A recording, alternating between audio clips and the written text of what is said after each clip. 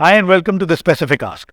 आज मेरे साथ मेरे दोस्त हिमांशु अरोड़ा है, जो एक इन्वेस्टमेंट एडवाइजर है and he is been practising for more than 2 decades now. Hi Himanshu, good to have you here. Thank you Rishabh for inviting me. मैं बड़े दिनों से आपके पीछे लग रहा था, फाइनली आपने टाइम निकाला आज। हिमांशु, हम टाइम नहीं वेस्ट करेंगे, सीधा शुरुआत करते हैं अपने सवालों से, है ना। Uh, आप इन्वेस्टमेंट मैनेजर है, right? Investment adviser I would say. Investment advice के परव्यू के अंदर कई लोगों के बेसिक से फंडे क्लियर नहीं है, इसलिए मैं सवाल पूछ रहा हूँ आपसे। What is the difference between savings and investments? दोनों में फ़र्क क्या है? देखिए, बड़ा इंटरेस्टिंग स्टार्टिंग की है आपने, बिकॉज नॉर्मली लोग इसी चीज़ों में कंफ्यूज रहते हैं कि सेविंग्स और इन्वेस्टमेंट्स में क्या मेजरली डिफरेंस है। तो होता क्या है, जैसे मैं आपको एक एग्जांपल के तौर पे समझाता हूँ कि मेरी मदर को उनके फादर से 20 ईयर्स पहले कुछ 10-20 हज़ार रुपये का अमाउंट मिला था, जो उन्होंने क्या करा, अपनी सेफ में जाकर रख दिया कि किसी बुरे समय में काम आएगा, और इसीलिए उनके फादर ने उनको दिया था। राइट। तो आज अगर हम उस पैसे को उठाकर देखें तो उसकी परचेजिंग पावर ही नहीं रह गई है। बिकॉज क्योंकि वो उन्होंने जस्ट सेफ में रख दिया था। और अब इस सेविंग्स को हम दूसरे तरीके से समझते हैं कि जितना भी हमने अर्निंग की है और उसमें से अगर हम अपने खर्चों को कम कर दें तो वहां पर जो भी पैसा बचता है उसे हम कहते हैं बचत, और जिसे हम कहते हैं सेविंग्स। राइट। तो इसे हम बोलते हैं सेविंग्स। अब यहाँ पर ये आता है कि कई लोग स्मार्टनेस इसमें ये दिखाते हैं कि वो इस पैसे को फिक्स डिपॉजिट में लगा देते हैं या फिर वो बैंक में सेविंग्स अकाउंट में रख देते हैं, तो वहां पर वो जो अर्निंग करता है तो दैट्स कॉल्ड इन्वेस्टिंग। अब इन्वेस्टमेंट एक एफडी में भी होता है और भी बहुत सारे इंस्ट्रूमेंट्स है।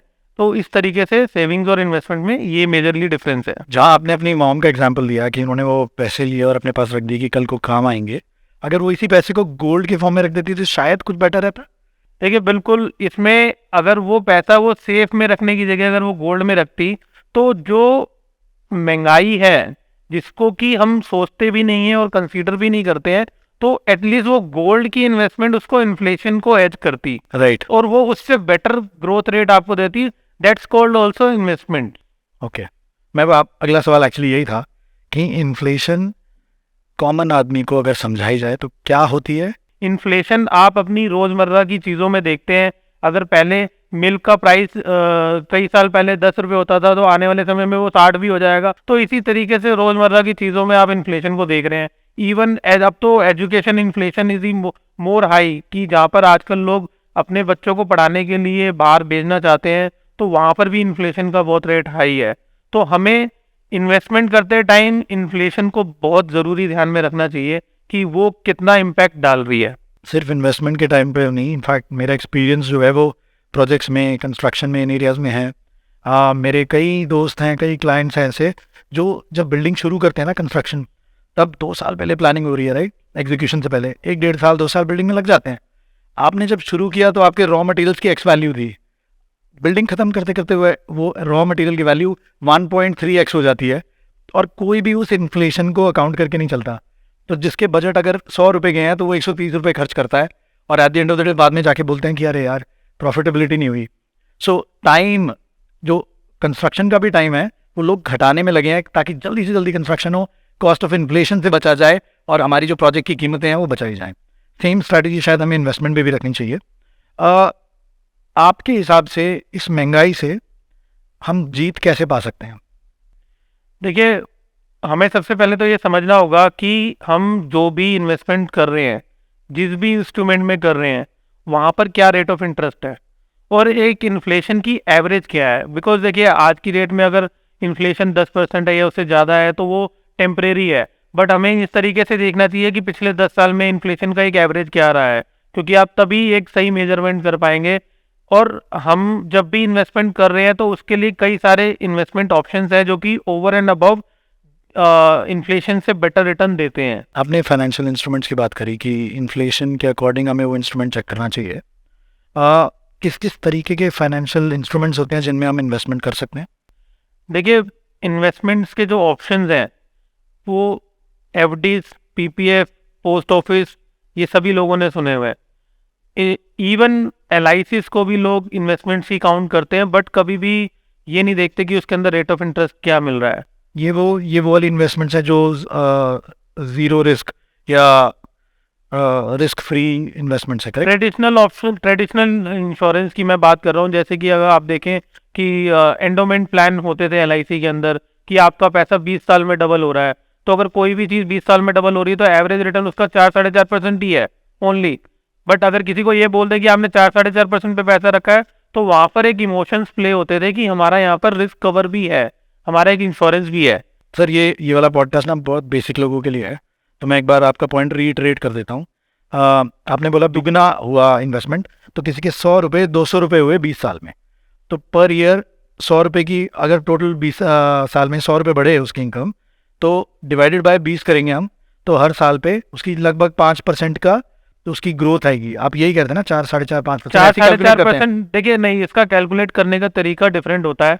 डिफरेंट ऐसे होता है कि आपने उस पैसे को इकट्ठा नहीं दिया, आपने उस पैसे को 20 साल में इन्वेस्ट किया है। राइट। हर साल आप इंस्टॉलमेंट पे करते आए हैं, तो हर साल आपने इन्वेस्ट किया, तो उसका एक एवरेज रिटर्न निकालना पड़ता है, जिसे हम एक्सेल के फॉर्मूले में XIRR बोलते हैं, जिसमें कि हम एक कॉलम में सारी डेट्स को डालेंगे, एक कॉलम में हम सारी इन्वेस्टमेंट्स को डालेंगे, और एंड में हम जब मैच्योरिटी होगी तो वैल्यू कितनी है बेस्ड ऑन दैट, क्योंकि वो अलग अलग स्टेजेस में पैसा गया है, तो वो CAGR जिसे हम बोलते हैं, compounded annual growth rate. Right.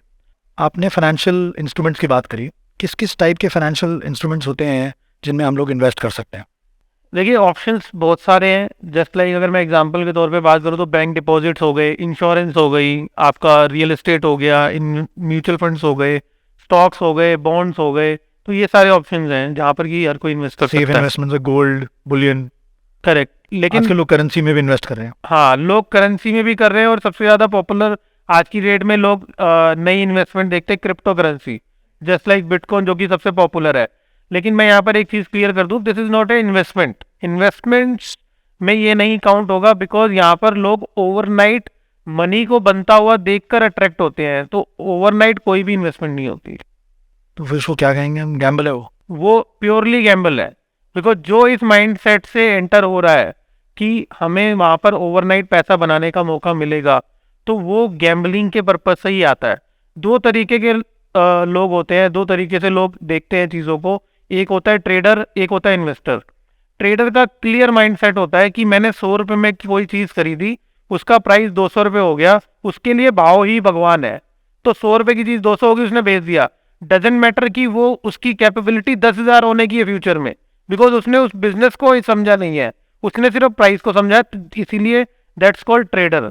और इन्वेस्टर कौन होता है? इन्वेस्टर वो होता है जो बिजनेस को समझता है और बिजनेस के साथ चलता है, और बिजनेस की लॉन्गिविटी के थ्रू वो लंबे समय तक इन्वेस्ट रखता है पैसे को, इसीलिए वो इन्वेस्टर कहलाता है। ये तो उनके शॉर्ट टर्म या लॉन्ग टर्म गोल के हिसाब से हो गया ये। करेक्ट, गोल के हिसाब से हो गया, बट डिपेंड करता है ना। जस्ट लाइक जितने भी रिचेस्ट पीपल हैं, आप देखिए जितने भी वेल्दियस्ट पीपल हैं, या अगर आप मुकेश अंबानी और जितने भी वेल्दियस्ट पीपल की बात करें, वॉरेन बफेट की बात करें, ये दोनों का नाम मैंने इसलिए लिया क्योंकि वॉरेन बफेट एक इन्वेस्टर है, राइट, जिसने कोई अपना बिजनेस नहीं खोला, उसने दूसरे के बिजनेस से पैसा बनाया, राइट, जो ऑलरेडी अपने बिजनेस में सक्सेसफुल है। इन्वेस्टर है, प्रॉपर तो इन्वेस्टर। वो प्रॉपर इन्वेस्टर है, इन्वेस्टिंग करते हैं बिजनेस में।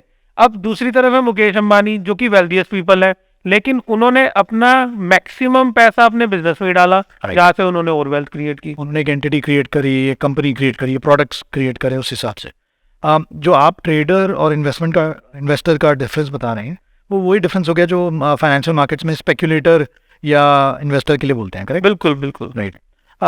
सर, आज लेट्स से कोई स्टूडेंट है, कॉलेज में पढ़ रहा है, स्टूडेंट लोन्स भी होते हैं आजकल, तो ऐसे everybody is trying for better opportunities, तो उस अपॉर्चुनिटी के लिए आज जो कॉस्ट पे करनी पड़ती है वो स्टूडेंट पे कर रहा है या उसके पेरेंट्स पे कर रहे हैं। क्या एक स्टूडेंट 18 साल 17 साल की उम्र में या 19 साल की उम्र में कुछ इन्वेस्टमेंट अपने लिए शुरुआत कर सकता है? देखिए, मैं ऐसे बहुत लोगों को जानता हूँ, यंगस्टर्स को जानता हूँ, जो मेरे थ्रू इन्वेस्टमेंट भी करते हैं, और कुछ तो ऐसे हैं कि जो अभी अपनी पॉकेट मनी से ही सेविंग करना स्टार्ट कर दिया जिन्होंने।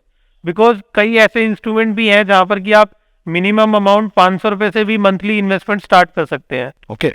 तो ऐसा जरूरी नहीं है कि उनके लिए कोई इन्वेस्टमेंट एवेन्यू नहीं बनाया, लेकिन उसमें सबसे पहले समझना जरूरी है कि उनका गोल क्या है, वो किस पर्पस के लिए इन्वेस्टमेंट करना चाहते हैं। राइट जैसे आपने बात की कि स्टूडेंट लोन के लिए स्ट्रगल करते हैं चीज़ों में, उनकी रीपेमेंट के लिए, बिकॉज उस टाइम पे उनका एजुकेशन का टाइम है। राइट तो एजुकेशन के टाइम पे पहले तो वो अपनी सेविंग पर ही ध्यान देंगे, आफ्टर दैट जब उनकी अर्निंग स्टार्ट होती है तो वो इन्वेस्टमेंट भी स्टार्ट करते हैं। मैंने ये सवाल आपसे इसलिए पूछा था क्योंकि आजकल क्या हो रहा है कि जो भी ये वाली जनरेशन है 18 19 20 साल की, ये शुरू से डे वन से अपना पैसा चाहते हैं, डे वन से सक्सेस चाहते हैं, एम्बिशंस बहुत बड़े हो चुके हैं।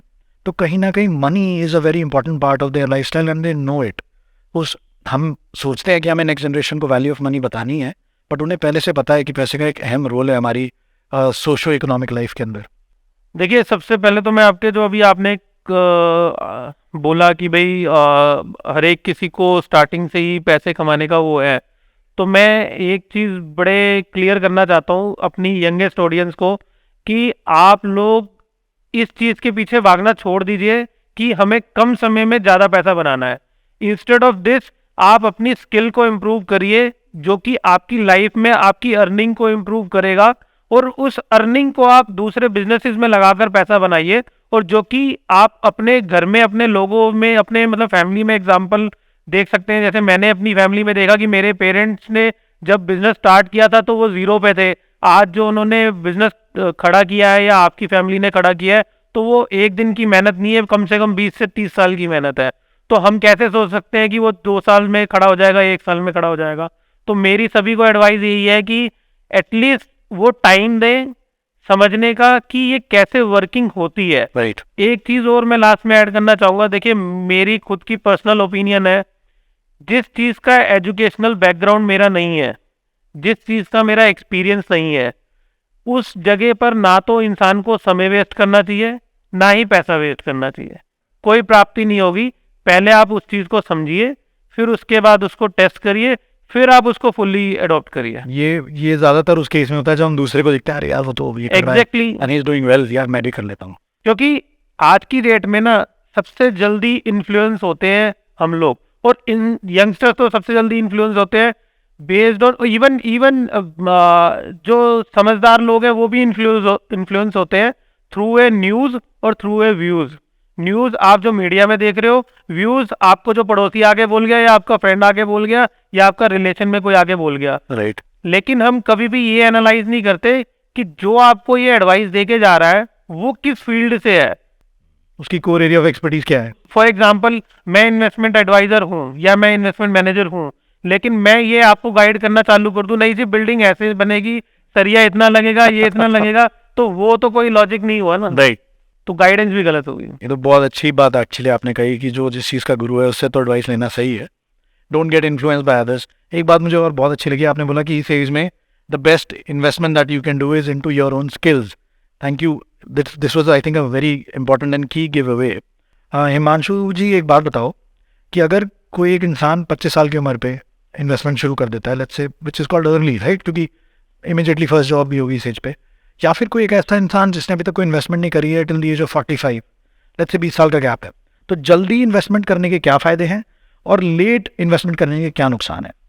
देखिए बड़ा इंटरेस्टिंग क्वेश्चन है ये, क्योंकि जनरली लोगों को यही रहता है कि जल्दी स्टार्ट करके हम क्या करेंगे, हमारे पास पूरी लाइफ पड़ी है इन्वेस्टमेंट करने के लिए। तो जैसे जैसे टाइम बीतता है तो फिर इंसान को लगता है कि मैंने इन्वेस्टमेंट पहले क्यों नहीं किया। सभी की ये एक कॉमन प्रॉब्लम है। तो हम एग्जाम्पल के तौर पे समझते हैं कि क्या नुकसान और फ़ायदे दिखते हैं इसके अंदर।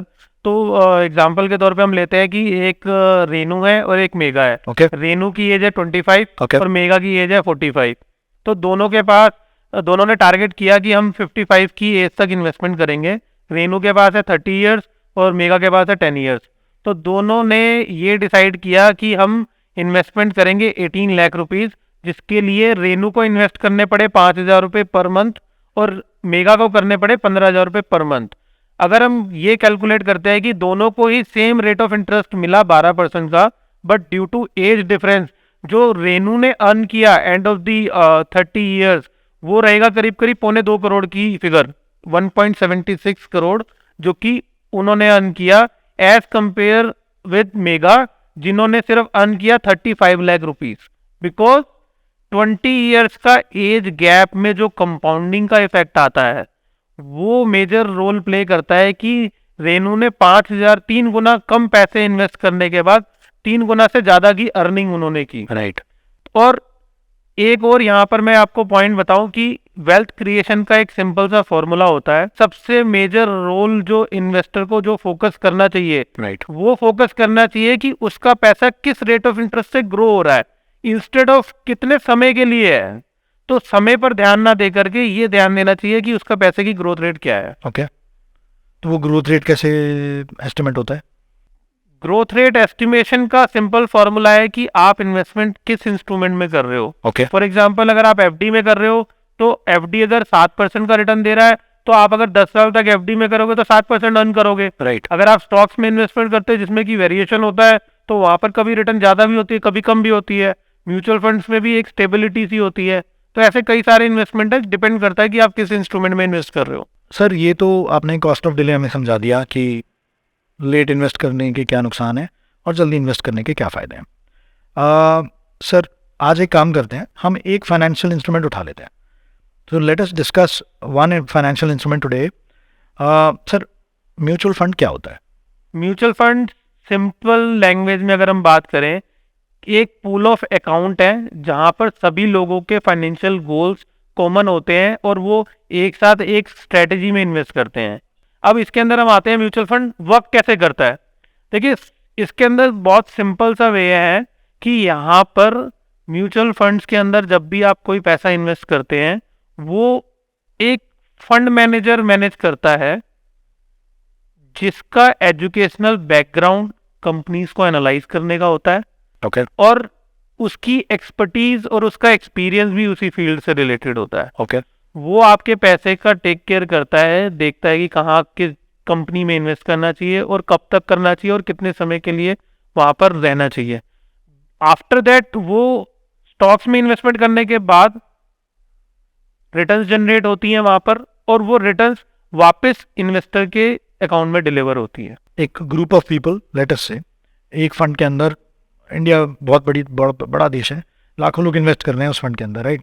उन्होंने सब ने कुछ मंथली पैसा डाल रहे हैं अपना, या एक whatever money is going into that fund, उस फंड का एक मैनेजर होगा जो उसको जगह जगह इन्वेस्ट करेगा, उससे जो रिटर्न आएगा वो returns will be paid to the investors. This is a mutual fund. Correct. Sir mutual fund में इन्वेस्ट क्यों करें? मैंने बहुत सारी एड्स देख ली हैं, म्यूचुअल फंड सही है, म्यूचुअल फंड सही है। क्या सही है म्यूचुअल फंड के बारे में और क्यों इन्वेस्ट करें? देखिए म्यूचुअल फंड क्यों सही है, यहाँ पर एक तो सबसे पहली चीज मैं बताऊँ आपको, सबसे लो कॉस्ट है। ओके। जिस हिसाब से रिटर्न्स आती हैं उसके अकॉर्डिंग सबसे लो कॉस्ट इंस्ट्रूमेंट है, बिकॉज यहाँ पर सभी लोग कॉमनली इन्वेस्ट कर रहे होते हैं। राइट। ठीक है। दूसरा, आपको यहाँ पर प्रोफेशनल मैनेजमेंट मिलती है। Professional fund management, just like मैंने आपको बताया था, फंड मैनेजर होता है जो कि प्रॉपरली मैनेज करता है। राइट। प्लस यहाँ पर क्या होता है, सबसे मेजर पॉइंट है रिस्क डाइवर्सिफिकेशन। देखिए डाइवर्सिफिकेशन का मीनिंग है कि अगर आप खुद से इन्वेस्ट करने जाओगे, खुद से मीनिंग कि अगर आप किसी स्टॉक्स में इन्वेस्ट कर रहे हो तो स्टॉक्स में इन्वेस्टमेंट करते समय आप एक कंपनी में इन्वेस्ट कर रहे हो, सारा पैसा एक ही कंपनी के पास गया। कल को अगर वो कंपनी को कोई प्रॉब्लम आती है तो आपके सारे पैसे में प्रॉब्लम है। यहाँ पर कोई डाइवर्सिफिकेशन नहीं हुआ। डाइवर्सिफिकेशन का पॉइंट ही यहाँ पर ये है कि यहाँ पर फंड मैनेजर आपके पैसे को, चाहे वो 1000 है चाहे वो 10,000 है, तो वो 30 से 50 कंपनीज के बीच में डाइवर्सिफाइड करता है उन पैसे को। प्लस सेक्टर वाइज भी डाइवर्सिफिकेशन होता है, लाइक वो बैंकिंग में भी डालेगा, इंफ्रा में भी डालेगा, एनर्जी में भी डालेगा, ईवी में भी डालेगा। तो यहाँ पर क्या होता है कि आपका इनकेस अगर कोई एक सेक्टर नहीं चल रहा तो दूसरे से रिटर्न आएगा। इसका हम लेटेस्ट एग्जांपल ले सकते हैं कोविड पीरियड से। कोविड पीरियड के अंदर बाकी सारी चीजें रुक गई लेकिन एफएमसीजी सेक्टर अच्छा किया, राइट। आईटी सेक्टर अच्छा किया, बिकॉज हम सभी लोग घर से टेक्नोलॉजी को यूज करके काम कर रहे थे। तो ऐसे किसी भी सिचुएशन के अंदर कभी भी ऐसा नहीं हुआ है कि सारे के सारी सेक्टर्स डाउन हो गए, तो कुछ ना कुछ तो मिक्स मैच करने की वजह से ही यहाँ पर रिस्क डाइवर्सिफाइड आपका हो जाता है। राइट। प्लस ये सारे म्यूचुअल फंड जितने भी वेल रेगुलेटेड है, जो कि गवर्नमेंट बॉडी से भी से अप्रूव्ड है, security exchange board of India, तो ये सारी मॉनिटरिंग में ही रहते हैं। तो यहाँ पर ऐसा कोई प्रॉब्लम नहीं है सेफ्टी को लेकर। सर जब कस्टमर इन्वेस्टमेंट डिसीजन लेता है specially towards a mutual fund, let's say as an adviser, आपने बोला Rishabh 1 option, 2 option, 3 option, 4 option, 5 option, ये सारे म्यूचुअल फंड्स हैं। जो भी तू सिलेक्ट कर ले ये अच्छा है, या फिर आप मुझे बोलोगे कि ये अच्छा ऑप्शन है, ये अच्छा ऑप्शन है, right? How do I as an investor pick one कि यार ये अच्छा है, इसमें कर दो? ये डिसीजन कैसे लिया जाए?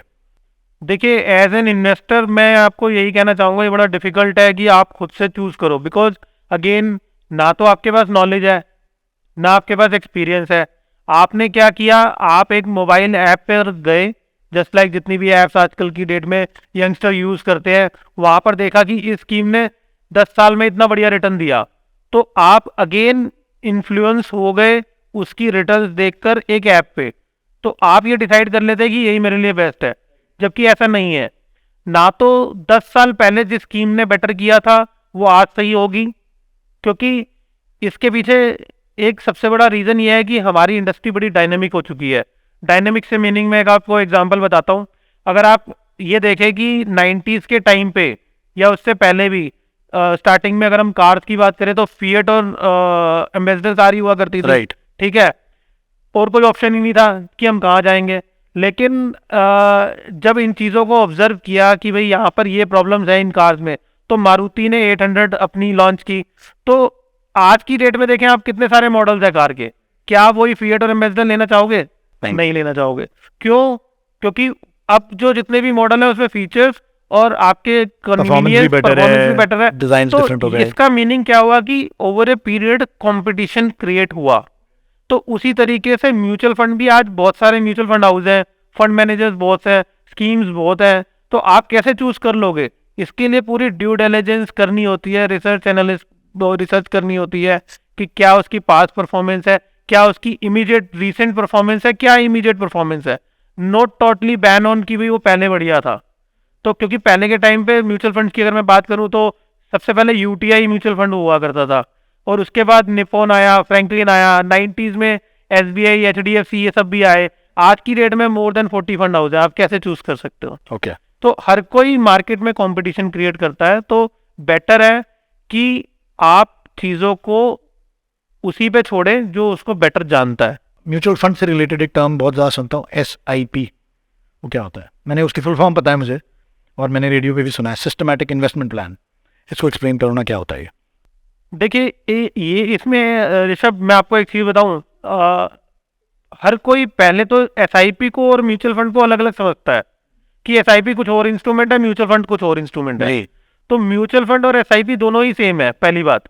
लेकिन म्यूचुअल फंड में इन्वेस्टमेंट करने का तरीका क्या है, वे ऑफ द इन्वेस्टमेंट, आप पैसा कैसे देंगे?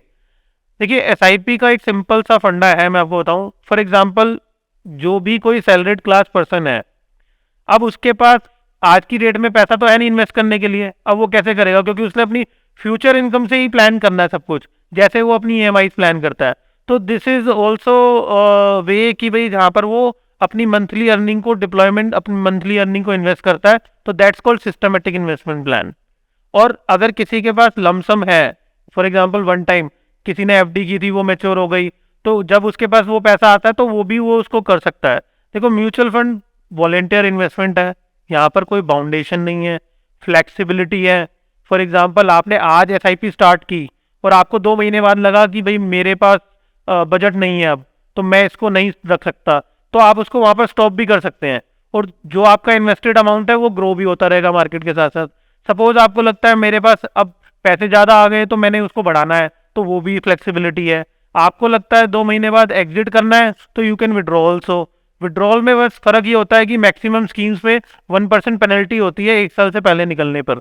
तो लेकिन यहाँ पर कोई आपको रोक नहीं रहा कि यार आपको इंश्योरेंस की तरह 5 साल रुकना है, रियल एस्टेट की तरह तब तक वेट करना है जब तक कोई बायर नहीं आएगा। राइट। वहां पर सबसे बड़ी प्रॉब्लम होती है लिक्विडिटी। म्यूचुअल फंड के अंदर सबसे बड़ी ब्यूटी है उसकी liquidity. You can withdraw any time, for short term goal, for long term goal. Okay. Risk of investments in mutual fund compare to risk in stock markets, मेरे ख्याल से वो भी शायद कम है। देखिए, ये अगेन ऋषभ, वही पॉइंट है कि जैसे आपके पास आज 1 लाख रुपए इन्वेस्टमेंट करने के लिए, आपके पास चॉइस है, आप स्टॉक्स में लगाओगे या म्यूचुअल फंड्स में लगाओगे। तो एक काम तो आप ये कर सकते हो कि आपने गूगल पे गए, आपने 10 कंपनियों के नाम ढूंढे और उसमें इन्वेस्टमेंट कर दिया। अब वो 10 कंपनियों के बारे में आप कितनी स्टडी कर लोगे कितनों की बैलेंस शीट पढ़ लोगे? अगर आपके पास इतना सफिशिएंट टाइम है तो आप खुद फंड मैनेजर हो। पढ़ने के बाद भी समझ में आएगा नहीं आएगा? आएगा नहीं आएगा, आपने चलो समझदारी से कर भी दिया, आपको किसी ने आकर टिप दे दी कि भाई ये 10 कंपनियां इसमें डाल ले, राइट लेकिन आप उसको कब तक रिव्यू करोगे, कब तक उसको आप स्टडी करोगे? राइट स्टडी करना ही इंपॉर्टेंट है। कोई भी चीज स्टेगनेंट नहीं रहती है over a period of time. जैसे मैंने पहले बताया कि कंपटीशन बढ़ गया है, परफॉर्मेंसेज इंक्रीज हो गई है, तो आपको भी उसको रेगुलर रिव्यू करना बहुत जरूरी है। फॉर एग्जाम्पल म्यूचुअल फंड्स के अंदर क्या होता है कि रिस्क डाइवर्सिफाइड होता है। जैसे मैंने पहले भी एक्सप्लेन किया कि यहाँ पर फंड मैनेजर 30 से 40 कंपनियों में पैसा डालता है। राइट आपका 500 रुपये भी 30 से 40 कंपनियों में इन्वेस्ट हो रहा है, तो सोचो एक आधी कंपनी कहीं मिस भी कर गई तो बाकी की कंपनीज रिटर्न्स देती हैं। इसीलिए म्यूचुअल फंड के अंदर ना तो एकदम से अट्रैक्टिव रिटर्न्स दिखती हैं जो कि स्टॉक मार्केट में लोगों को अट्रैक्ट करती हैं, और ना ही एकदम से लो रिटर्न्स होती हैं। म्यूचुअल फंड एक कॉमन पर्सन के लिए ही बना हुआ है, आम आदमी के लिए बना हुआ है, जो लाइफ में अपने गोल्स को अचीव करना चाहता है इन्फ्लेशन को बीट करते हुए। राइट तो यहाँ से आप इक्विटी म्यूचुअल फंड्स होते हैं, इक्विटी होता है, डेट होता है, दो तरीके से होते हैं। इक्विटी के अंदर जो रिटर्न की उम्मीद आप कर सकते हो वो 12% कंपाउंड पर एनम की कर सकते हो, but over A block of 5 years, not a single, क्योंकि यहाँ पर लीनियर रिटर्न्स नहीं होती। एफडी की तरह आप कंटिन्यू 7% का रिटर्न नहीं कमाओगे, हो सकता है किसी साल ज्यादा कमाओगे, किसी साल कम कमाओगे, बट 5 साल बाद आप उठाकर देखोगे तो एवरेज रिटर्न आपको 12% आएगी, जैसे कि पास्ट में हुआ भी है। ओके देखिए डेट इंस्ट्रूमेंट्स क्या होते हैं, डेट इन्वेस्टमेंट्स क्या होती है म्यूचुअल फंड के अंदर। एक तो लोगों को सबसे बड़ा मिथ है कि भाई म्यूचुअल फंड में सिर्फ इक्विटी होती है, स्टॉक्स होता है। ऐसा नहीं है, म्यूचुअल फंड्स के अंदर डेट इन्वेस्टमेंट्स भी होती हैं। जिस तरीके से फंड मैनेजर इक्विटी इन्वेस्टमेंट्स के अंदर शेयर्स में इन्वेस्ट करता है, कंपनीज में इन्वेस्ट करता है, उसी तरीके से डेट इन्वेस्टमेंट के अंदर वो ट्रेजरी बिल्स में इन्वेस्ट करता है, जो कि सबसे सेफेस्ट होते हैं। गवर्नमेंट सिक्योरिटीज में करता है, फिक्स डिपॉजिट में करता है। अब आप फिक्स डिपॉजिट पे कहेंगे फिक्स डिपॉजिट तो हम खुद भी कर सकते हैं, तो म्यूचुअल फंड्स के थ्रू क्यों जाए? राइट देखिए म्यूचुअल फंड्स के थ्रू जाने में एडवांटेज ये होता है कि एक तो यहाँ पर आपको, अगर आप खुद एफडी कराने जाएंगे आपकी एफडी का साइज होगा छोटा, बट यहाँ पर अगर म्यूचुअल फंड जाएगा उसके बाद आप जैसे लोगों को सारा पैसा इकट्ठा होगा, वो बल्क में होगा, लाइक 500 करोड़ 1000 करोड़, वो उस चीज पर नेगोशिएट कर सकते हैं, तो स्लाइडली थोड़ा सा बेटर रेट ऑफ इंटरेस्ट ले लेते हैं। अच्छा ओके तो डेट इन्वेस्टमेंट्स में भी आप म्यूचुअल फंड्स में डाल सकते हो जहां पर कि बिल्कुल सेफेस्ट होते हैं। बट अगेन यहाँ पर भी बहुत चीज़ें हैं समझने की। टेक्निकल अगर मैं बात करूं तो रेट ऑफ इंटरेस्ट की वॉलेटिलिटी से बड़ा फर्क पड़ता है डेट म्यूचुअल फंड्स को, तो उस रिस्क को समझना बहुत जरूरी है, उसके लिए टाइम निकालना पड़ेगा। ये वॉलेटिलिटी जो है ये तो हर इन्वेस्टमेंट की दुश्मन है कहीं ना कहीं, करेक्ट? बिल्कुल, वॉलेटिलिटी तो देखिए no gain without pain, simple सा लॉजिक है। वॉलेटिलिटी झेलोगे लाइफ में तभी आप कुछ ले लोगे, अदरवाइज तो आप इससे बेटर है 6% की रिटर्न अर्न करो जो कि बैंक एफडीज में मिलती है। और लॉन्ग टर्म में उसका एक्चुअली कोई बेनिफिट होता नहीं है, सच आप कुछ कमा के नहीं छोड़ते। आप उन लोगों के लिए क्या कहोगे, जैसे there are people in my own family जो एफडीज के अलावा कुछ करना ही नहीं चाहते, हार्ड अर्न पैसा है, बड़ी मेहनत से कमाया हुआ है, कोई बात नहीं बैंक में पड़ा हुआ दिख रहा है, रिस्क अवर्स जिसको हम कहेंगे। देखिए मैं आज के समय में ये कहना चाहूँगा कि जैसे जैसे समय बदल रहा है, जैसे जैसे नई जनरेशन आ रही है, पहले हम अपने घरों में नई चीज़ों को नहीं लाते थे, बड़ा अवॉइड करते थे, पुरानी चीज़ों को लंबे समय तक चलाते थे, कुछ भी हमारे जो कि डेली यूज़ में भी आ रही हैं, बट हम नई नई चीज़ों को अडॉप्ट करना स्टार्ट कर रहे हैं। तो मेरा यही कहना है कि जो ट्रेडिशनल ऑप्शंस थे इन्वेस्टमेंट के और आजकल की जो नई जनरेशन है वो अपनी पुरानी जनरेशन को, इसका सबसे बढ़िया एग्जांपल मैं आपको बताता हूँ जो मुझे एकदम अभी क्लिक हुआ है कि हम पहले ज़माने में फ़ोन कौन सा यूज़ करते थे, वो बड़े वाला फ़ोन आता था पहले, वो यूज़ करते थे, फिर MTNL यूज़ करना स्टार्ट किया, डब्बा, जो कि आज की डेट में डब्बा है, पहले तो बड़ा काम का था, राइट। और फिर उसके बाद हम मोबाइल पे आए, लाइक नोकिया का जो सबसे पॉपुलर मोबाइल है 3310, जिसमें कीवर्ड बटन्स होते थे सिंपल, राइट। बट आज हमारे दादा नानी मम्मी ये सब लोग भी टच वाला मोबाइल चला रहे हैं, स्मार्टफोन। तो ये चीज़ जब उन्होंने अडॉप्ट की है समझते हुए कि क्या कन्वीनियंस है, क्या बेनिफिट्स है, तो उसी तरीके से मैं सभी लोगों को यही गाइड करना चाहूँगा कि उनको समय देना चाहिए इतना कि जितना उनको समझ में आ जाए कि यहाँ पर इन्वेस्टमेंट करने के क्या फ़ायदे हैं। राइट। और अगर कोई ज़्यादा रिस्क अवर्स है तो फिर डेट इन्वेस्टमेंट पे तो MF में लगा ही सकता है वो पैसे। देखिए डेट इन्वेस्टमेंट के अंदर बिल्कुल लगा सकता है, इसमें कोई दिक्कत नहीं है। अगेन म्यूचुअल फंड्स के अंदर अगर आप आ रहे हैं तो देखिए यहाँ पर ना आपको एटलीस्ट 3 से 5 साल का होराइजन रखना पड़ेगा। राइट। बिना इसके होराइजन के प्रॉब्लम क्या होती है, हर एक किसी का एक कॉमन क्वेश्चन होता है कि रिस्क क्या है, इसमें रिस्क है। आपने भी कई बार बीच में पूछ लिया कि रिस्क क्या है म्यूचुअल फंड में। देखिए मैं सिर्फ इतना कहना चाहूँगा कि रिस्क हर एक चीज़ में होता है। पहले मैं आपको ये समझा दूं कि म्यूचुअल फंड में रिस्क क्या है। म्यूचुअल फंड में रिस्क सिर्फ इतना है कि आपने आज इन्वेस्टमेंट की और 6 महीने बाद आपने, जो कि it's a too short period, 6 महीने बाद आपने बोला कि मुझे पैसे की जरूरत है, उस समय में अगर बाजार नीचे है तो आप पैसा माइनस में ही निकालोगे। राइट। तब आप कहोगे कि नुकसान हो गया। तो इसीलिए कहा जाता है कि म्यूचुअल फंड्स में लॉन्ग टर्म होराइजन चाहिए होता है, लाइक 3 to 5 years, जो कि एक सफिशिएंट पीरियड है कि किसी फेज में अगर पैसा नहीं बना और दूसरे फेज में पैसा बना तो वो एवरेज हो जाएगा। ओके। तो रिस्क का अगला जो पॉइंट था, जो मैं अब एक जनरल उससे लेना चाहता हूँ, तो आपको ड्राइव करने आती है? जी। आती है। जब आपको ड्राइव करने नहीं आती थी तो आपके मन में था कि यार मैं ड्राइव करूंगा, लोगों को चलाते हुए देखा आपने रोड पे गाड़ी, राइट। तो आपने जब पहली बार स्टेयरिंग पकड़ा सीखते हुए तो आपको कितना डर लगा? बिल्कुल लगा। और फिर जब आपने थोड़ी सी चलानी सीखी तो आपको ये रिस्क नहीं लगा कि आप किसी को मार दोगे, या फिर गाड़ी गाड़ी ठोक देंगे, गाड़ी ठोक देंगे? घर पे गाली पड़ेगी। तो रिस्क हर जगह होता है, फर्क सिर्फ इतना होता है कि हम समझे बिना उस काम को करते हैं तो हम नुकसान लेते हैं, राइट। और समझ के करते हैं तो हम वहां पर गेन लेते हैं। तो आपने जैसे कार चलानी सीख ली, आज आप लोगों को सिखा सकते हो, तो वैसे ही पहले आपको नहीं आती थी, आपने लर्न किया उसको तो ही आपने सीखा। तो अगेन इन्वेस्टमेंट को लर्न करना जरूरी है, रेगुलर पढ़ते रहिए। इतना जरूरी है कि आपको सही समझ हो कि कहाँ इन्वेस्ट करना है। Decisions taken with right knowledge, उनमें रिस्क कम है। इसे अगर वैसी लैंग्वेज में कहें तो informed investor. Informed decision and informed investor. Great. Warren Buffett साहब इंटेलिजेंट इन्वेस्टर भी कहते हैं ऐसे इंसान को। सर अपने इमोशंस कैसे मैनेज करें? जब मैंने देखा है कि जब म्यूचुअल फंड नीचे जा रहा होता है, परफॉर्म नहीं कर रहा होता, या आपकी इन्वेस्टमेंट परफॉर्म नहीं कर रही थी, दिल जोर जोर से धक धक करता है, डर भी लगता है कि मार्केट कहाँ जा रही है, क्या होने वाला है, तो कई लोग जल्दी से डिसइन्वेस्ट कर देते हैं।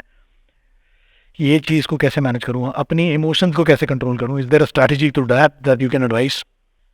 देखिए इसको ना हम इस तरीके से देख सकते हैं कि जैसे ना इमोशंस को तो देखो कंट्रोल करना बड़ा डिफिकल्ट है।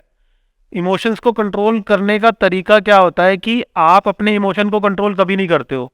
फॉर एग्जाम्पल आप किसी सैड मोमेंट पे हो, लेकिन उस टाइम पे आप क्या फील कर रहे हो ये आपका फ्रेंड या आपका बेटर हाफ ही आपको गाइड करता है कि आपको रिलैक्स रहना है। तो जैसे कि मैंने एग्जांपल दिया था कि महाभारत के अंदर कृष्ण थे जो कि उनको अर्जुन को लड़ना था अपने ही फैमिली वालों से, तो वो बहुत बड़ा इमोशन एक रोल था उसके अंदर जब आया था, तो उस टाइम पे उन्होंने वही गाइड किया। इसीलिए हर एक जगह पर आपको एक फाइनेंशियल एडवाइजर की जरूरत है, जहाँ पर कि वो आपको हैंड होल्ड करता है एट द टाइम ऑफ जब वॉलेटिलिटी होती है मार्केट के अंदर। मेरे बहुत सारे इन्वेस्टर्स हैं जो कि मार्केट जब अप्स एंड डाउन्स होती है तो उनको बड़ा बेचैनी सी हो जाती है, लेकिन इसका सबसे सॉलिड फॉर्मूला क्या होता है कि जब आपको पता है कि आपका कितना पैसा कितने समय के लिए इन्वेस्टेड है, तो हम आपको उस टाइम पे गाइड करते हैं कि भाई आपने ये पैसा इस समय के लिए रखा है। तो यहाँ पर रोल प्ले होता है कि आपको एक प्रॉपर एसेट एलोकेशन बनाना चाहिए जो कि आपके इमरजेंसी फंड्स को अलग करेगा, आपके लॉन्ग टर्म गोल को अलग करेगा, शॉर्ट टर्म गोल को अलग करेगा। तो एसेट एलोकेशन के अंदर आपको ये डिसाइड करना होता है कि भाई आपने कितना पैसा इक्विटी में डालना है, कितना पैसा डेट में डालना है, so that in case of any emergency या एनी डाउनफॉल आपको पैसे की रिक्वायरमेंट है, आपको इक्विटी को ना टच करना पड़े, वो पैसा आपका डेट से निकल आए। राइट। तो asset allocation is the key, जहां पर आपका इमोशन कंट्रोल होगा और हैंड होल्डिंग हमारे थ्रू होगी उस मूवमेंट के अंदर। एक सही इकोनॉमिक एडवाइजर या फाइनेंशियल एडवाइजर के साथ। सर यही तो दुविधा है, अपने पैसे के साथ किसी और की एडवाइस का भरोसा करना बहुत मुश्किल काम है। तो how do we choose a right financial advisor? देखिए इसका ना कोई सिंगल पैरामीटर नहीं है, उसका रीज़न बता दूं क्यों, क्योंकि बहुत सारे एडवाइजर्स हैं और बहुत सारे एक्सपीरियंस एडवाइजर्स हैं। तो होता क्या है कि मैंने ये भी देखा है कई लोगों को कि वो कहते हैं कि मुझे वहाँ से बेनिफिट नहीं हुआ, मैंने उनके थ्रू किया, मुझे बेनिफिट नहीं हुआ। लेकिन ना होता क्या है, हमें समझना इसमें क्या चाहिए, समझना इसमें ये चाहिए कि मैंने जब इन्वेस्टमेंट स्टार्ट किया था उनके साथ, उस समय क्या मूवमेंट था और अभी क्या मूवमेंट है। क्योंकि यहाँ पर लोग एक गलत कंपैरिजन करते हैं। वो जब किसी ऐसे एडवाइजर के पास पहुंच जाते हैं और जब मार्केट नीचे होती है तो अगेन वो 1 साल तक नहीं पूछते और 1 साल बाद मार्केट ऊपर होती है तो उनको फायदा अच्छा दिखता है, तो उनको लगता है ये एडवाइजर अच्छा है। तो ये तो हो गया कॉमन प्लेटफॉर्म पे। लेकिन हर एक एडवाइजर की अपने अपने एक पैरामीटर्स होते हैं, बेस्ड ऑन दैट वो स्कीम के सिलेक्शन करते हैं, बेस्ड ऑन दैट वो स्ट्रेटेजी बनाते हैं। लेकिन सब चीज़ों में मैं एक पॉइंट जरूर कहना चाहूँगा कि आपके एडवाइज़र को या आपके डिस्ट्रीब्यूटर को एक चीज़ ज़रूरी करनी चाहिए, जो कि रेगुलर रिव्यू। ओके। बिकॉज आप जब तक किसी चीज़ को रिव्यू नहीं करेंगे आपको कमियों का पता ही नहीं लगेगा। फॉर एग्जाम्पल, आप एसी खरीद कर लेके आए, आपने अगर उसकी टाइमली सर्विस नहीं कराई तो क्या होगा, 2-3 साल बाद वो डब्बा हो जाएगा, उसकी लॉन्गेविटी कम हो जाएगी। अगर उसने 10 साल चलना था वो 2 साल ही चला, क्यों? क्योंकि आपने उसकी सर्विसिंग नहीं की। राइट। सेम चीज़ कार के साथ होती है। तो आप अपनी हार्ड एंड मनी के ऊपर ऐसा डिसीजन क्यों नहीं लेते कि उसको रेगुलर रिव्यू कर रहे हैं। राइट। तो हर एक एडवाइजर को रेगुलर रिव्यू करना बहुत जरूरी है। आप जैसे आपने बोला कि रेगुलर रिव्यू करे, कोई अच्छा एडवाइज़र ऐसा ढूंढे। एडवाइज़र का अपना क्या मोटिवेशन है कि वो आपके पोर्टफोलियो को रेगुलरली रिव्यू करे या उसको अपडेट करे या टाइम के साथ आपको अच्छा एक आरओआई मिले? उसमें उस एडवाइज़र का कोई डायरेक्ट इनिशिएटिव या डायरेक्ट कोई फ़ायदा है? बेसिकली आप समझ रहे हैं मैं क्या कह रहा हूँ।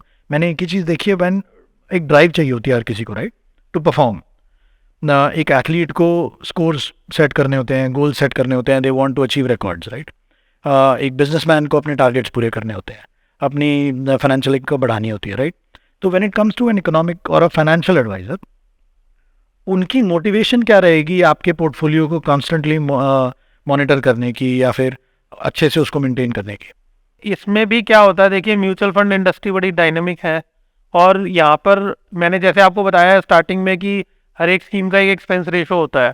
तो डायरेक्ट प्लान और रेगुलर प्लान की जो आपने बात की थी, तो डिस्ट्रीब्यूटर के थ्रू जो आपसे फीस चार्ज नहीं कर रहा उसको म्यूचुअल फंड कंपनसेट करता है उसकी कमीशन के वे में। ओके। और उसको सबसे बड़ा बेनिफिट क्या होता है, ये एक ट्रेल मॉडल में होता है, वो एक डिटेल डिस्कशन है। लेकिन मैं आपको शॉर्ट में ये चीज़ बताना चाहूँगा कि जितने आपके पैसे की ग्रोथ होगी उतना ही फायदा डिस्ट्रीब्यूटर को होता है। जो भी एडवाइज़र आपके होंगे उनको भी उतना ही क्योंकि जो भी उसकी अर्निंग होती है वो आपकी ग्रोथ पर डिपेंड होती है, राइट। तो इसीलिए उसका इंटरेस्ट हमेशा ऐसा रहता है कि आपकी ग्रोथ मैक्सिमम हो, तो उनको भी बेनिफिट रहेगा। हाँ, उन्हीं मैं को। एक्चुअली इसी बात पे आना चाह रहा था कि मेरे इंडिविजुअल फायदे से उनका भी कुछ फायदा होगा, तो ही विल बी मोटिवेटेड और she will be motivated too. First आपका इंटरेस्ट ही रहता है, इन्वेस्टर का इंटरेस्ट ही रहता है। क्योंकि क्या है ना, देखिए बिजनेस के long term point of view से अगर आप ये देखें कि मेरी कोशिश जब तक ये रहेगी कि आपको पैसा बनता रहे तब तक ही मेरे पास बिजनेस रहेगा। ये तो हो गया बिजनेस होने के पॉइंट से।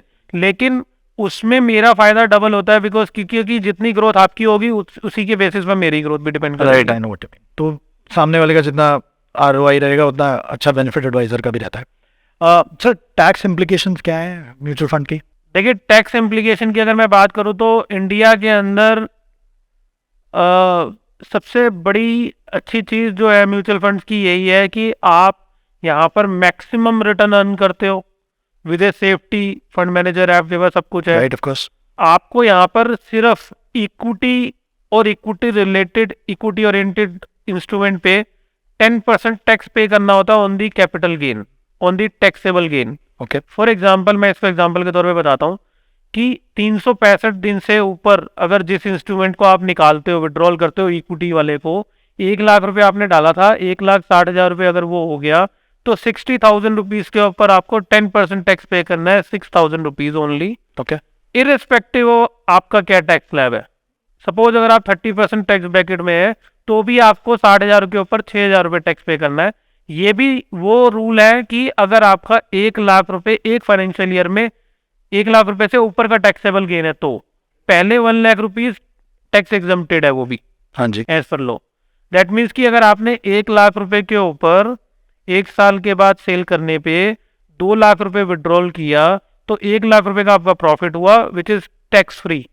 ओके अगर आपने 1 लाख रुपए के ऊपर 1.5 लाख रुपए का प्रॉफिट बनाया तो 50,000 रुपए के ऊपर 10% टैक्स आएगा, 5,000 rupees only okay capital gain में। कैपिटल गेन पे। अगर ये बट तभी होता है जब मैं उस पैसे को री इन्वेस्ट कर रहा हूँ, या फिर अगर ये पैसा मैंने डिसइन्वेस्ट करके लिक्विडेट कर लिया और उसको यूज़ कर रहा हूँ तो? आप किसी भी तरीके से अगर आपने इसको सेल कर दिया, सेल की एक ट्रांजैक्शन हो गई, तो आपका टैक्सेबल गेन जनरेट हो जाता है। अच्छा डजंट मैटर कि आप उसको करो ना करो, उससे कोई फर्क नहीं पड़ता। लेकिन अगर आप इसको 10 साल तक सेल नहीं करोगे तो आपको 10 साल तक कोई टैक्स देने की जरूरत नहीं है, वो तो जीरो रहेगा क्योंकि उसमें इनकम आपने एक्रूड ही नहीं हुआ। बिकॉज एक चीज सिंपल सी कैलकुलेशन है, देखिए आपको इनकम के ऊपर टैक्स देना होता है, ये कैपिटल गेन्स है तो इसका टैक्स लॉ अलग है ओके जो कि डिजाइंड है। ओके तो उसी तरीके से debt taxation, debt mutual funds होते हैं, डेट ओरिएंटेड होते हैं, उनमें टैक्सेशन डिफरेंट है। आज की डेट में अभी रिसेंटली बजट में ही उन जो पहले इंडेक्सेशन की कॉस्ट के साथ एडजस्ट हो जाता था, अब डेट म्यूचुअल फंड्स भी ट्रीट होंगे एज इनकम।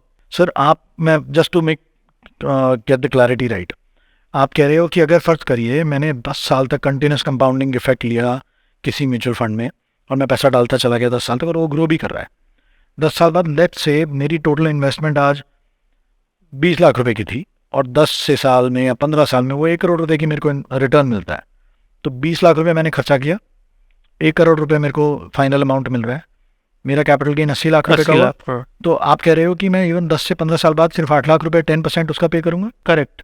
Okay wow. ये भी मैं आपको बताऊं कि 2018 के बजट में ये इम्प्लीमेंट हुआ था, इससे पहले ये सारा पैसा टैक्स फ्री होता था। इससे पहले इतना huge amount capital gain generate हुआ था। तो और इसमें मैं एक चीज़ और कहना चाहूँगा, देखिए ये हमारे भारतवासियों को जानने की बहुत ज़रूरत है कि हमारा देश सोने की चिड़िया था, सोने की चिड़िया है और सोने की चिड़िया रहेगा।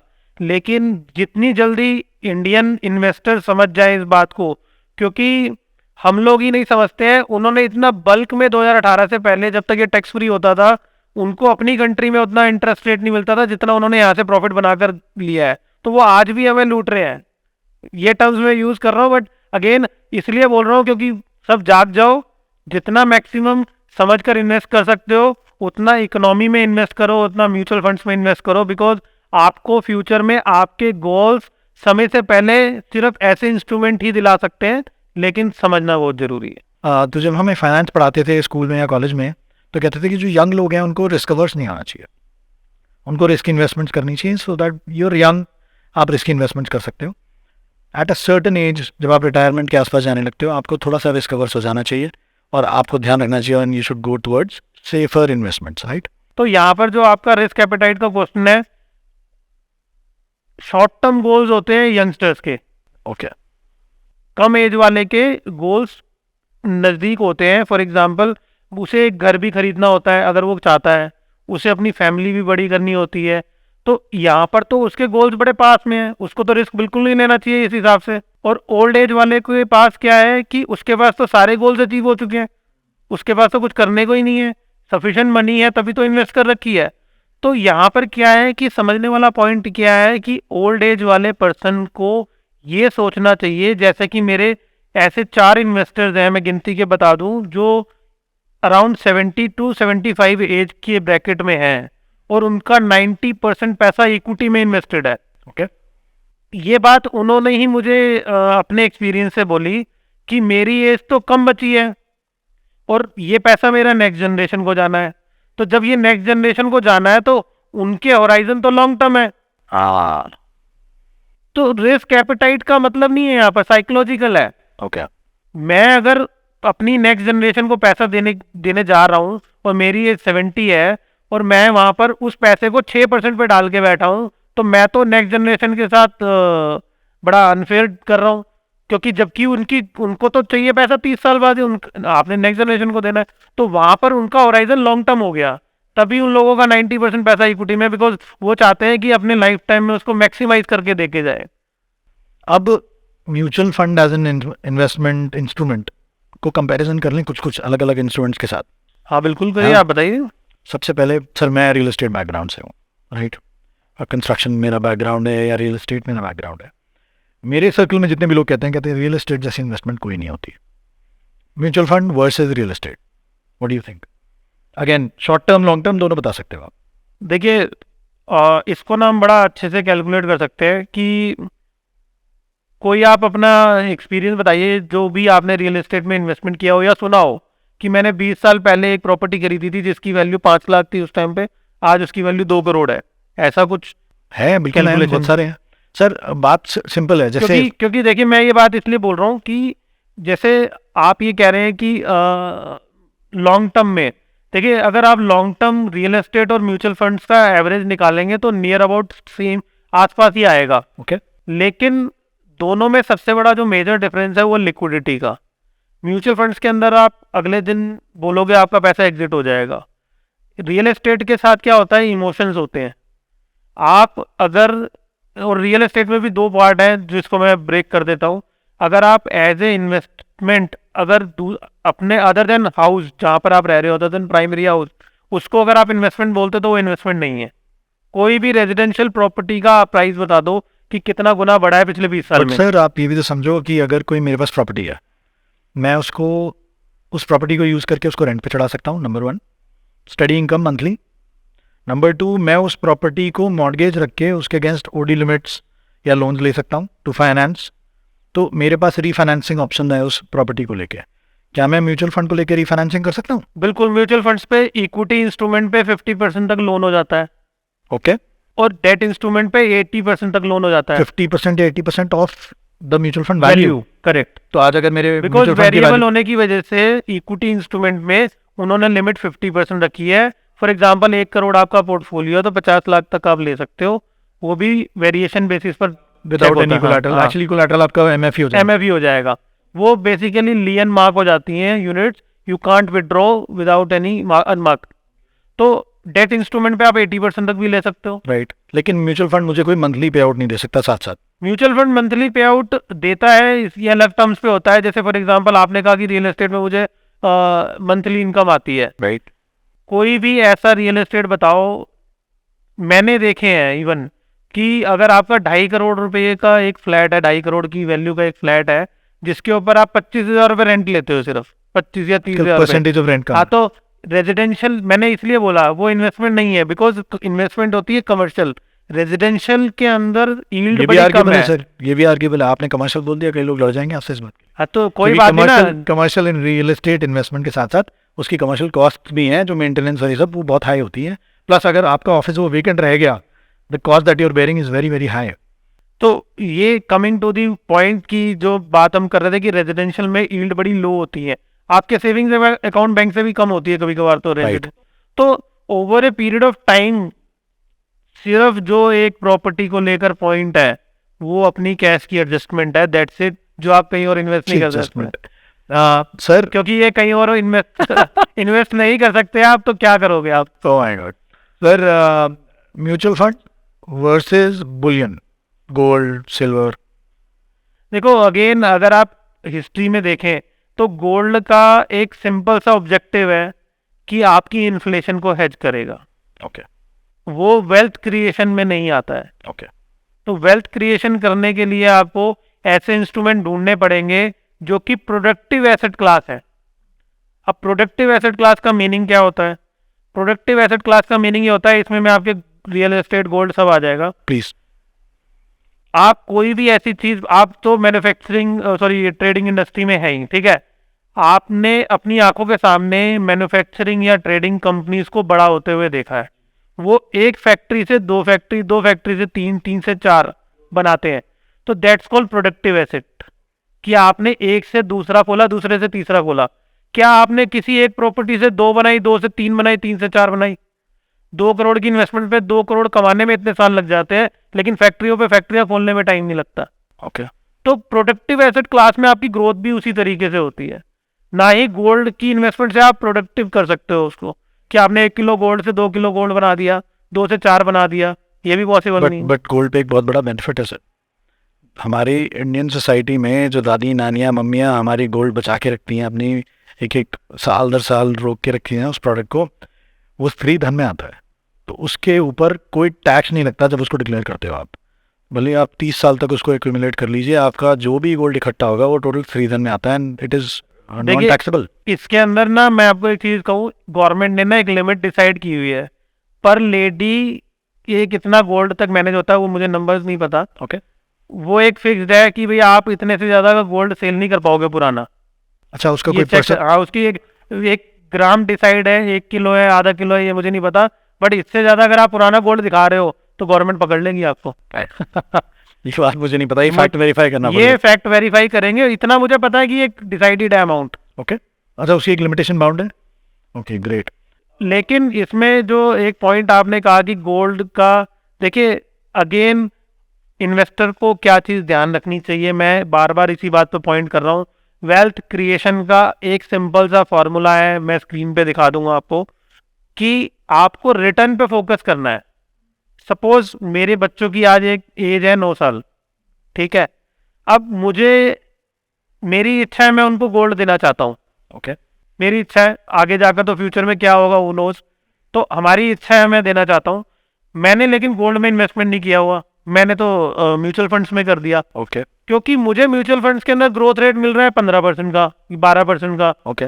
गोल्ड के अंदर रेट ऑफ इंटरेस्ट जो मेरा एक एवरेज पकड़ लो 10-20 साल का, तो वो 8% का है, तो मैं 12% पे इन्वेस्ट करके 4% गोल्ड ज्यादा नहीं खरीदूंगा। हाँ। तो अगेन मैं एक ही चीज को पॉइंट आउट करूंगा, आप किसी भी इन्वेस्टमेंट ऑप्शन में इन्वेस्ट करिए, लेकिन ये चीज ध्यान रखिए कि वो जो परसेंटेज पर ग्रो होगा आने वाले 10 साल के लिए अगर आप पैसा डाल रहे हो तो वो डिफरेंस बहुत बड़ा हो जाएगा नंबर्स में। ओके। फॉर एग्जाम्पल मैं आपको एक स्कीम का बताता हूँ, निप्पॉन इंडिया ग्रोथ फंड के नाम से एक स्कीम है।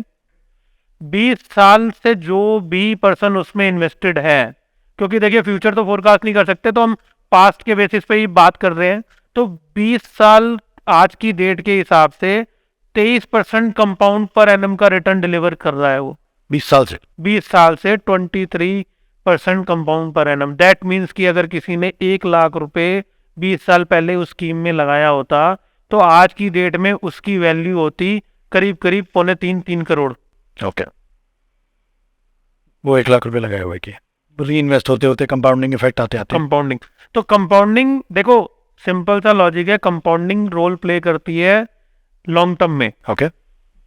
जैसे मोटे मोटे तौर पे अगर हम पकड़ लें कि 5 साल में पैसा डबल हो रहा है, एक पहले 5 साल में 1 के हुए 2 रुपए जी। ठीक है, और अगले 5 साल में 2 के हुए 4 जी। अब कई लोग ये चीज सोचते हैं कि यहाँ तक तो 4 रुपए हो गए, इसमें से 3 रुपए निकाल लो। जैसे ऋषभ जी ने सोचा कि भैया 4 रुपए मेरे बन गए, इसमें से 3 रुपए निकाल लेता हूँ, अपने काम में लगा देता हूँ, कहीं दोबारा तो प्रॉफिट होना नहीं है, 1 रुपए पड़ा रह गया, लेकिन मैंने तो इन्वेस्टेड रखे पैसे।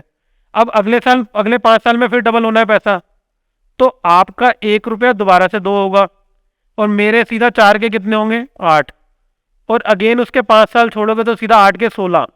तो जब आपके नंबर्स बड़े होने स्टार्ट होते हैं, टाइम बीतता चला जाता है, कंपाउंडिंग का उतना ही मजा आता है। री investing your earnings and correct, compounding जैसा इफेक्ट। बिजनेस में लोग करते हैं। राइट। तो जितने भी आप वेल्दिएस्ट इन्वेस्टर देखें, राकेश झुनझुनवाला जी जो थे, या वॉरेन बफेट, या फिर और भी बड़े बड़े नाम हैं, उन सब जिन्होंने दूसरे के बिजनेस से पैसा बनाया है, उन्होंने, उनका पैसा जो आज दिख रहा है लोगों को, वो आज नहीं बना है, वो पिछले 30 से 40 साल की मेहनत है। Over the years.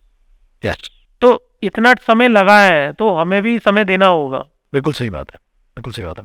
Sir, government की कुछ पॉलिसीज हैं, फॉर एग्जांपल प्रधानमंत्री योजना है एक, सुकन्या समृद्धि योजना बोलते हैं उसको, that is for the girl child. जैसे I have also invested in for my daughter, तो उसमें कुछ एक नंबर ऑफ ईयर्स के लिए आप एक सर्टन अमाउंट डाल सकते हैं साल का, और आपकी बेटी के पढ़ाई के टाइम तक या उसकी शादी के टाइम तक आप उस पैसे को निकाल के और उसमें यूज़ कर सकते हैं, and that income is tax free. तो इस तरीके की गवर्नमेंट स्कीम्स निकालती रहती हैं। इनफैक्ट अभी ये when Modi ji came into power he started this. इस तरीके की स्कीम्स के बारे में कोई गाइडेंस या लाइट थ्रो करना चाहोगे? देखिए इसमें ना एक सिंपल सा पॉइंट है कि हमें ना एक चीज़ डिसाइड करनी चाहिए कि हमें कितने समय के लिए इन्वेस्ट करना है। कभी भी जब भी आपके पास पैसा हो, इसमें तो पैसा बाउंड हो जाता है। हाँ मैं वही बता रहा हूँ कि भाई, क्योंकि देखिए यहाँ पर क्या है ना कि अगर आपने कोई बड़ी कार प्लान कर ली या बड़ा घर प्लान कर लिया, तो आपका मन क्या करेगा, अगर बाउंड नहीं होते तो वो पैसा भी विड्रॉ हो जाता कि इसको तो बाद में देख लेंगे। राइट। तो ये एक इमोशंस जुड़ते हैं जब, तभी हम कहते हैं कि गोल प्लानिंग जरूरी है। राइट। जब आप बच्चों से कनेक्ट कर दोगे अपनी इन्वेस्टमेंट को, तो आप उसको ब्रेक करने से पहले 10 बार ही सोचोगे। तो इसीलिए गोल वाइज इन्वेस्टमेंट होना चाहिए, चाहे वो आप सुकन्या में करें, चाहे आप वो ऐसे इंस्ट्रूमेंट में करें जहां पर कि वो गवर्नमेंट की स्कीम है। राइट। लेकिन अगेन मैं उस पॉइंट पे आना चाहूंगा कि आप ये जरूर देखें कि किस रेट ऑफ इंटरेस्ट से ग्रो होना है। अगर आपके पास समय लंबा है तो रेट ऑफ इंटरेस्ट बहुत मैटर करेगा। वो आपको आज नहीं पता लगेगा, आने वाले समय में पता लगेगा। जैसे आज मैं कई इन्वेस्टर्स को देखता हूँ जो ये बात समझ गए कि हमने LIC पॉलिसी के अंदर 25 साल के लिए कमिटमेंट कर दी पैसा देने के लिए, लेकिन आज उनको लगता है कि और रिटर्न्स जब वो देख रहे हैं अपने पोर्टफोलियो में, तो उनको लगता है यार अभी तो 10-15 साल और पैसा देना है तो बेकार है। राइट। तो आपको हमेशा ये जरूर देखना चाहिए कि अगर आप बच्चों के लिए इन्वेस्ट कर रहे हो और आपके पास 20 साल का समय है, तो 20 साल में हम इंडिया की तरक्की होते हुए कहाँ देख रहे हैं। राइट। और हम इंडिया की जो ग्रोथ है उसमें पार्टिसिपेट नहीं करेंगे, और पार्टिसिपेट करने का सिंपल तरीका है उसमें इन्वेस्ट करके। तो साइकोलॉजिकली कंफर्ट के लिए ठीक है कि भाई ऐसा इंस्ट्रूमेंट है जो गवर्नमेंट का, कहीं डूबेगा नहीं, क्योंकि हम सिर्फ इसी वजह से ऐसे इंस्ट्रूमेंट ढूंढते हैं कि कहीं वो पैसा डूब ना जाए फ्यूचर में। ये गवर्नमेंट है, एटलीस्ट यहाँ नहीं डूबेगा। तो पॉइंट, अगर हम सीनियर सिटीजन की बात करें तो मैं भी एक बात रिकमेंड करना चाहूँगा कि एसेट एलोकेशन की जो मैंने बात की थी कि आपको सारा पैसा म्यूचुअल फंड्स में ही नहीं डालना है, और भी बहुत सारे ऑप्शंस है। जस्ट लाइक सीनियर सिटीजन के लिए बैंकों में सीनियर सिटीजन सेविंग स्कीम है। राइट। आज की डेट में मैक्सिमम बैंक ऑफर कर रहे हैं आपको 7.5-8% का FD का रिटर्न, लेकिन अगर आप देखोगे वो 400-500 दिन की होती है। कोई लंबे पीरियड की FD आपको इतने रेट ऑफ इंटरेस्ट पे ऑफर नहीं कर रहा। रीजन बीइंग कि उनको भी पता है 1-1.5 साल बाद रेट ऑफ इंटरेस्ट चेंज हो जाएंगे और वो कम हो जाएंगे, फिर आप अपनी जो FD रिन्यू कराओगे वो कम रेट पे कराओगे। तो सीनियर सिटीजन सेविंग स्कीम के अंदर 5 साल के लिए पैसा ब्लॉक होता है, 7.5% के आसपास का आई थिंक रिटर्न है, वो चेक कर लीजिएगा। तो वहां पर वो रखेंगे तो एटलीस्ट उनको इंश्योर है कि भैया 5 साल तक मुझे ये रेट ऑफ इंटरेस्ट मिलेगा। This is also good investment. But यहाँ पर लिमिट थी 15 लाख रुपए, अभी तक इस बजट में गवर्नमेंट ने उसको 30 लाख कर दिया है, okay. To encourage the senior citizen. Last सवाल एक्चुअली आपसे, और नंबर्स की हम बहुत सारी बात कर चुके हैं।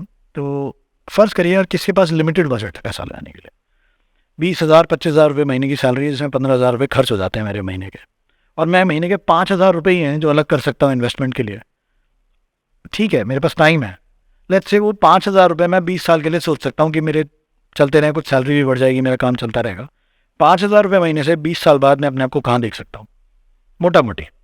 देखिए, अगर आप सिंपली 5,000 रुपये महीना सेव कर रहे हैं फॉर नेक्स्ट 20 ईयर्स, हम एज्यूम करते हैं कि 12% का रिटर्न आ जाएगा।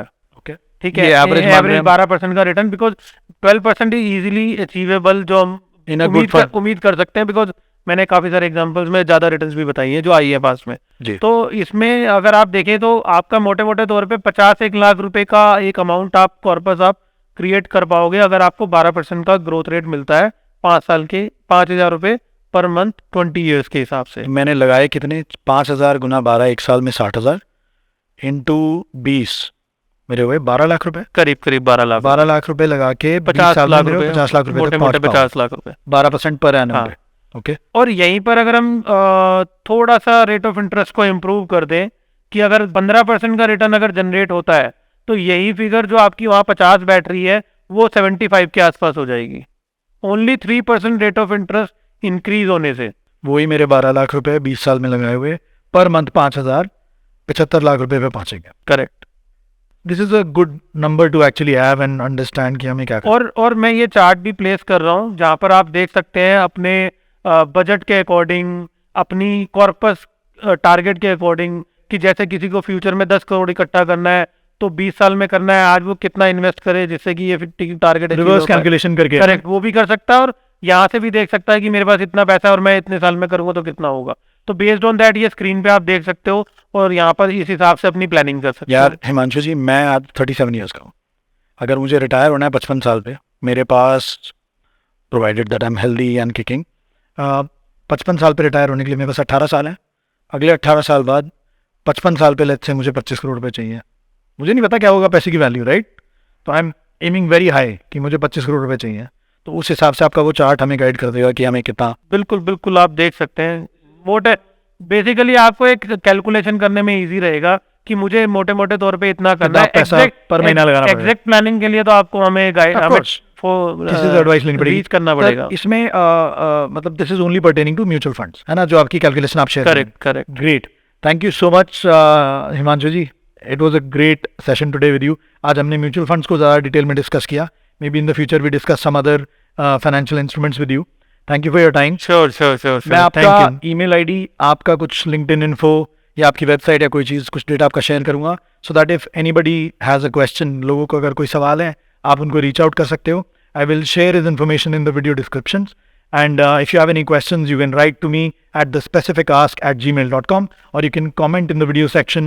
You can comment on Instagram. My Instagram handle is thespecificask. Like करिए, follow करिए, share करिए, and if you have any questions that you would like to put across to Himanshu ji through me, then you can always drop a message on Instagram, या फिर आप email डालिए मुझे। Thank you so much for listening, and have a great day.